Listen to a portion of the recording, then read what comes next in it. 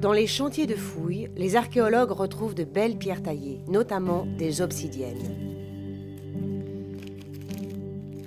L'obsidienne, c'était une roche volcanique vitreuse, ce qui en fait, comme le silex, un matériau de choix pour la réalisation d'objets en matériaux lithiques comme des flèches, des racloirs, donc toutes ces industries qui ont été utilisées par l'homme ancien, par l'homme de la préhistoire.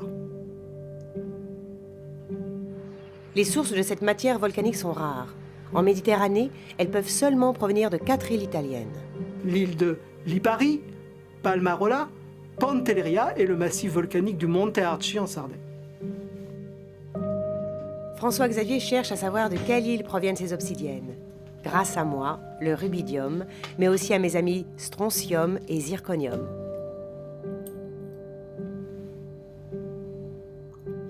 Tous les trois, nous sommes présents en toute petite quantité dans les obsidiennes. Nos proportions relatives sont propres à chaque île. Nous sommes en quelque sorte l'empreinte digitale des obsidiennes. Pour nous compter, François-Xavier utilise des machines capables de nous détecter sans détruire l'échantillon. Si elle est épaisse et pas trop lourde, il l'observe dans son laboratoire avec un spectromètre de fluorescence X.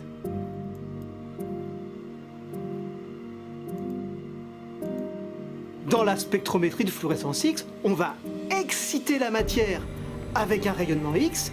Ce rayonnement X génère une interaction rayonnement-matière et la matière va réémettre un nouveau rayon X et ce rayon X est caractéristique des atomes présents à l'intérieur de notre obsidienne. François-Xavier obtient un spectre qui révèle la présence des différents éléments chimiques constituant l'obsidienne. Grâce à des calculs, il en déduit ma concentration en microgrammes par gramme. Lorsque l'échantillon est trop grand ou trop fin, il utilise une autre machine, un accélérateur de particules. Au lieu d'envoyer des rayons X, comme pour la fluorescence X, François-Xavier envoie à très grande vitesse des protons sur l'échantillon. Le proton interagit avec notre obsidienne et notre obsidienne réémet de nouveau un rayonnement X caractéristique de l'atome, enfin, ces rayonnements qui vont être collectés par les détecteurs.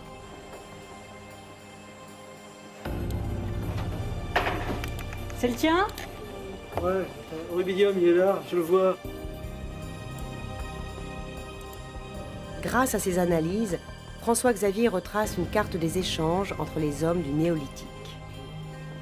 On retrouve des morceaux d'obsidienne sur plus de 1000 sites entre le Maghreb oriental, le sud de la France et l'Italie péninsulaire, à une période qui correspond au début de la navigation dans le bassin méditerranéen. Ces échanges sont-ils les prémices du commerce et de la mondialisation? C'est ce que François-Xavier essaie de découvrir.